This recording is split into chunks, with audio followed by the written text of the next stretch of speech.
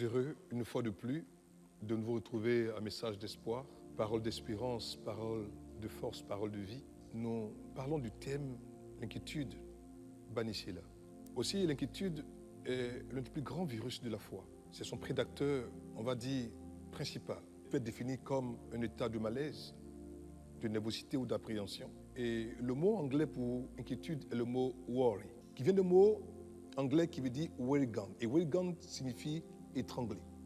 Aussi, un homme qui s'inquiète court-circuite la foi de Dieu en lui. Un homme qui s'inquiète s'étrangle.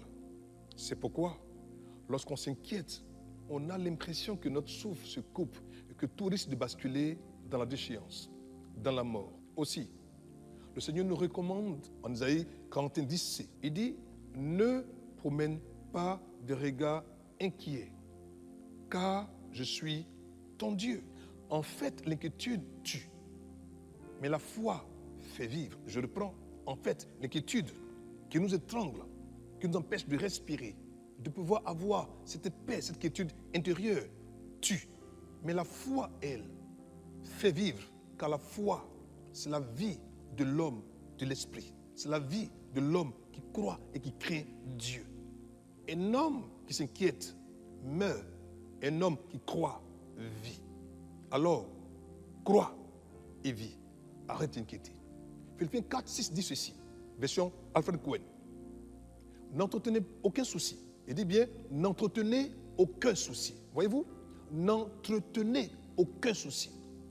En toute situation, exposez vos besoins et vos souhaits à Dieu, en la lui faisant connaître dans vos prières, pas dans vos inquiétudes, dans vos prières.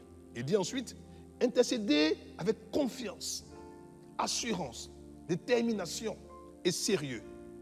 Exposez encore vos requêtes avec précision, sans oublier d'exprimer aussi votre reconnaissance au Créateur.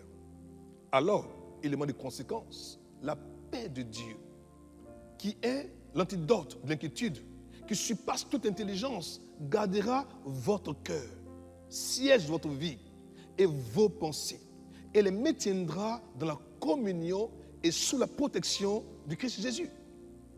Comme c'est beau. 1 Pierre 5, 7, parole de vie, dit ceci pour accentuer ce qu'a dit ce texte passé. Il dit, mettez tous vos soucis dans la main de Dieu, pas dans celle des hommes, pas dans votre main, pas dans celle de votre frère, de votre soeur, de ce temps que vous connaissez, qui peut vous aider. Non. Il dit, mettez tous vos soucis dans la main de Dieu, parce qu'il prend soin de vous. Comme c'est beau, je reprends. Il dit, mettez tous vos soucis, pas un souci, pas deux soucis, pas 40% des soucis, non, 100% de vos soucis, mettez-les. Je vous dis, mettez-les dans la main. La main secourable, la main puissante, la main qui guérit, la main qui restaure, la main qui apaise, la main qui ouvre des portes, la main qui réunit, la main qui bénit, la main qui fortifie, la main qui garde. Mettez tous vos soucis dans la main de Dieu, parce que lui, Dieu, prend soin de toi qui me regarde. Oui, de toi qui me regarde et de toi qui me regarde. Nous allons encore lire nos textes tirés de Psaume chapitre 55, verset 22.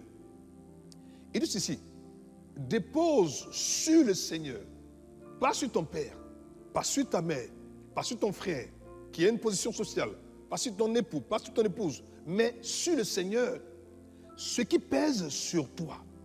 Qu'est-ce qui pèse sur toi aujourd'hui qui te donne le souci, qui fait que tu as perdu l'espoir et l'espérance? Dépose-le sur le Seigneur. Ce qui pèse sur toi, et il te fera tenir debout. Pas couché, debout. Il ne laissera jamais glisser l'homme qui lui obéit. Alors, dépose tout sur le Seigneur et tu ne glisseras pas. Prions le Seigneur. Seigneur, nous savons que le souci et l'inquiétude tuent, mais que la foi en toi donne la vie et l'espérance. C'est pourquoi aujourd'hui, nous invitons, nous supplions, nous recommandons à nos frères, à nos sœurs qui sont messages d'espoir de bannir l'inquiétude et de la chasser. Car l'inquiétude tue, mais la foi fait vivre. Qu'aujourd'hui, tes fils, tes filles qui nous ont écouté un message d'espoir commencent à revivre. Car la foi commence à être ravivée. Que Dieu vous garde, qu'il vous bénisse, qu'il vous protège. Portez-vous bien très bientôt. Au revoir. Nous sommes très heureux pour tous ceux qui nous ont suivis un message d'espoir, pour toi qui justement étais un frère, étais une sœur, qui pour une situation quelconque a tourné le dos au Seigneur. Il est encore temps pour toi de revenir. Et pour ce faire, je voudrais que tu fasses prier avec moi. Seigneur, pardonne-moi d'être parti. Accorde-moi ta force, ta grâce. Ramène-moi à toi. Enseigne-moi et apprends-moi à t'aimer de nouveau, à rester attaché à toi jusqu'à ce que Jésus-Christ revienne. Si tu as fait cette prière avec moi, sois-en rassuré. Ton Dieu t'a restauré. Ton Dieu t'a encore béni, t'a protégé et tu es redevenu un frère et une sœur dans la foi. Si justement tu me suis et que tu as écouté message d'espoir, mais tu ne connais pas encore le Seigneur Jésus-Christ de Nazareth, tu n'as pas encore fait la paix avec lui, alors fais cette prière avec moi. Ô Seigneur Dieu, je crois de tout mon cœur en Jésus-Christ, Fils du Dieu vivant. Je crois qu'il est mort pour moi et que Dieu l'a ressuscité des morts.